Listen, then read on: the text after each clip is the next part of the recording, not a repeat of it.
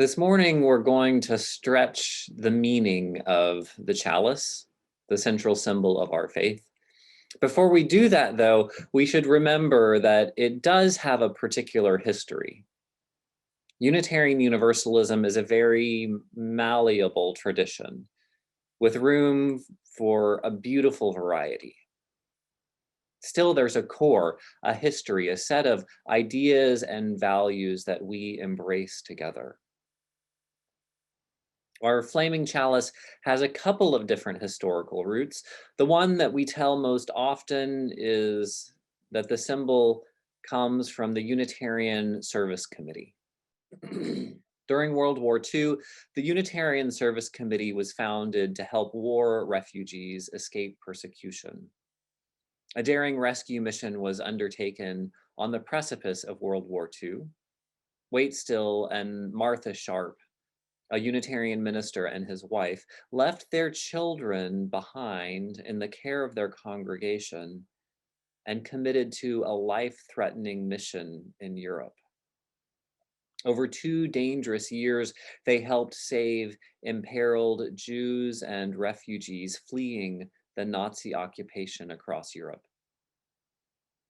Their small project grew into the Unitarian Service Committee.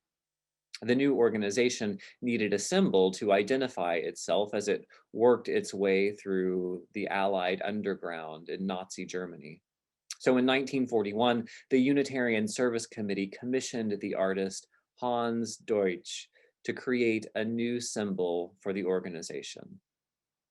He created a simple drawing depicting a flame within a chalice, to be used as the symbol for our official documents.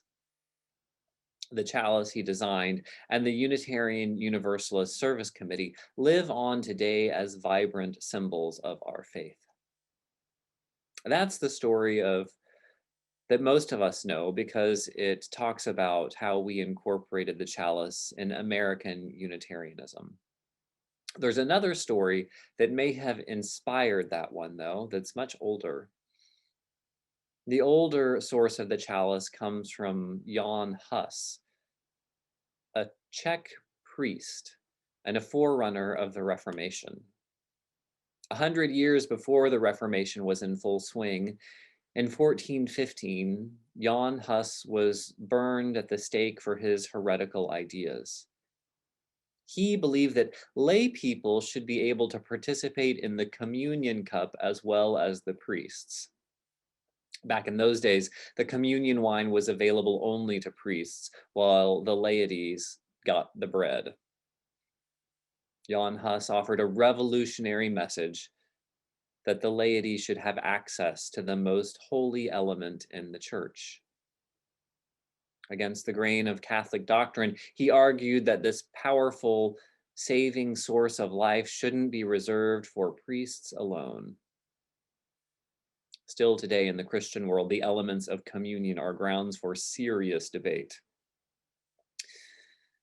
After he was martyred, a chalice with a flame became a symbol of religious freedom in Europe.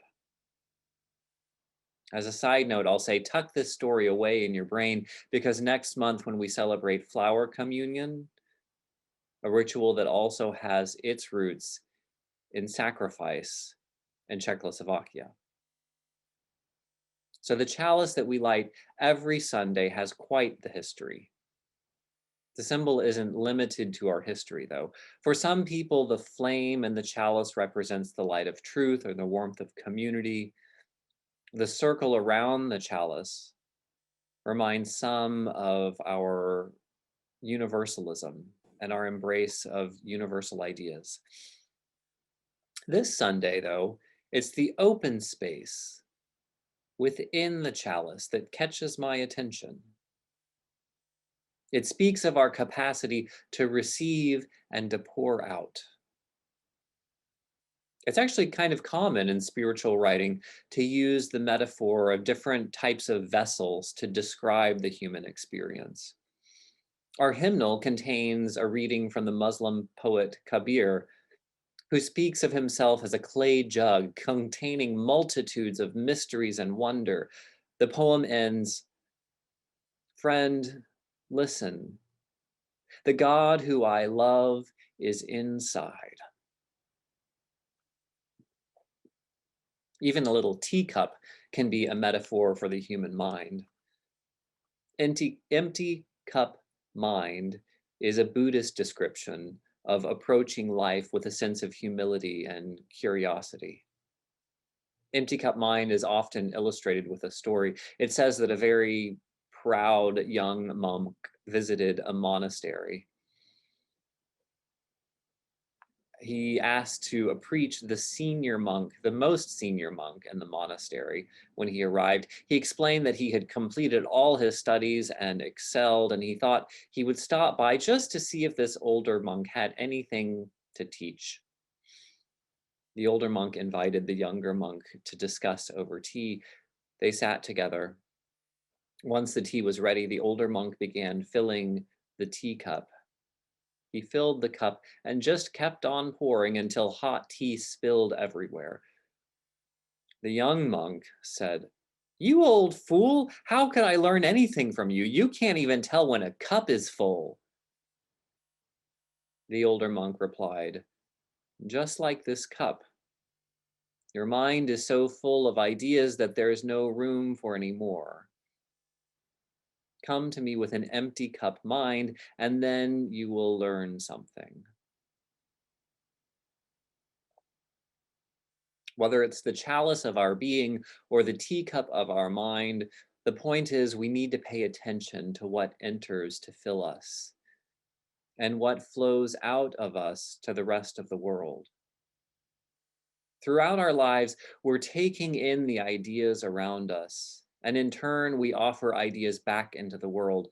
This is one of the wonderful and challenging things about the human mind. It absorbs so much. For the past few years, I've been imploring you to be careful with how much news media you're consuming. This year, we've become aware of the emotional burden that healthcare workers face.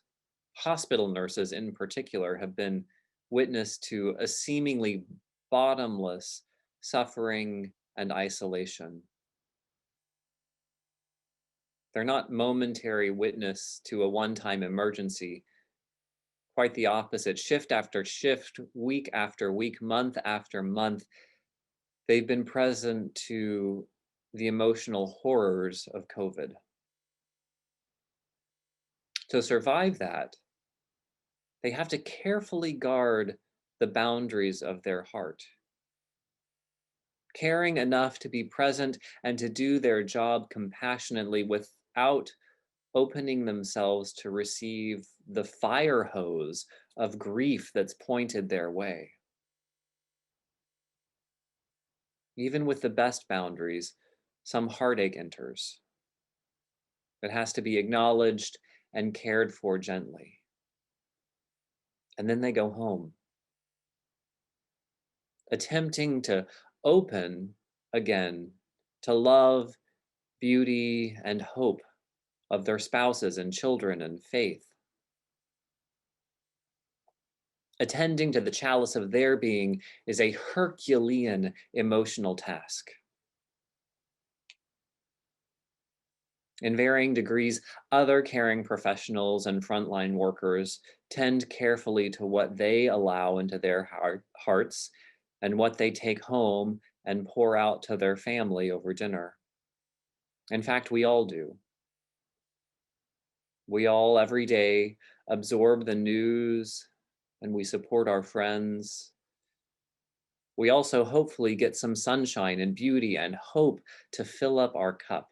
And eventually we pass on what we have inside us to those we encounter. It's easy to remember that children are sponges. We're careful what we say in front of them. We know that they'll pick up both the language and the content of what they hear. And sobering warning, I've sometimes heard it said, don't worry so much about whether or not your children are listening to you. Worry that they're watching what you're doing.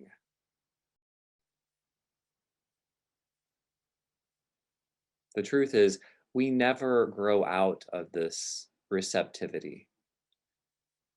As we age, we're better able to choose what we will and won't let into our lives, but it always takes careful attention.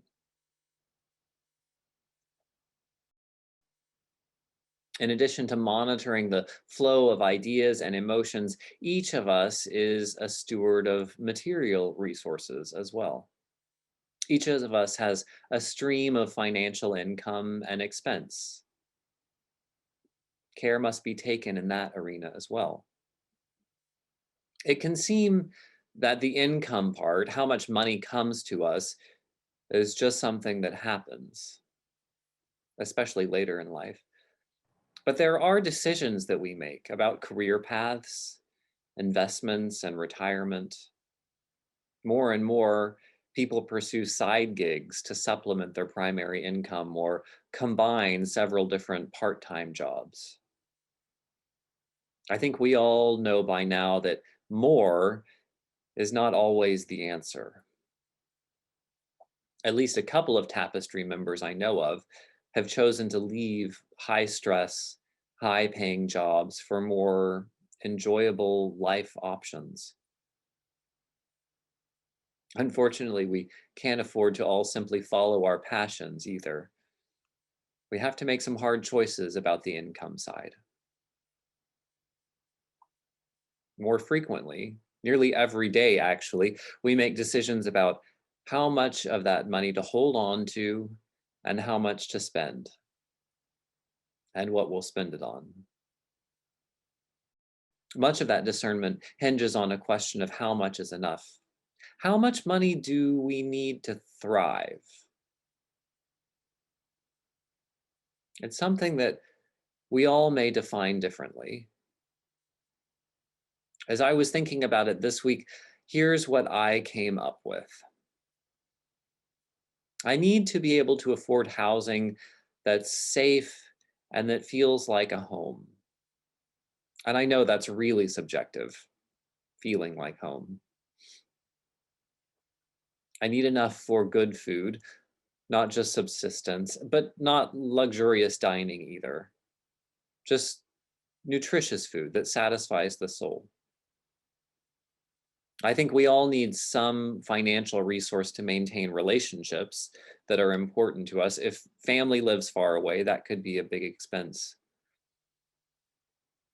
And it's good to have a little to spend on some modest entertainment, some books, an occasional live performance.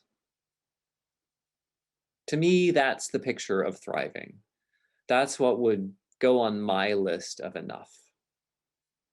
A lot of that is subjective, I know. Still, when we ask what is enough, most of us have a good chunk extra. We have more than enough. And it may sound crass to use our primary religious symbol, the chalice, as a metaphor for your bank account, but that's exactly what I'm doing this morning. We Unitarian Universalists are concerned with living this life to the best of our ability and letting go of speculation about what happens later. We know that our actions and our words matter in this world. They're a reflection of our ideals and our faith. Like it or not, the way we spend our financial resources is one of the biggest impacts that we have on the wider world, and we have to take that seriously. We must recognize that there are choices to be made with the way we earn, save, and spend. There's nothing magical about money. It's not something to be ashamed of. I know it's something that we don't talk about in polite conversation, but it isn't some dirty secret. Having more or less of it doesn't make you a better or a worse person. Ignoring it or not talking about it doesn't make it increase or disappear magically. It's just a resource to be used as we choose. And those choices about financial resources are deeply personal. If you've been a UU for long, you know that in this tradition of ours, no one is going to tell you exactly what to believe. No one can hand you the answer. But we encourage and we expect each other to wrestle with the questions. In this faith, each morning we must hold out the chalice of our being to receive, to carry, and to give back. Amen.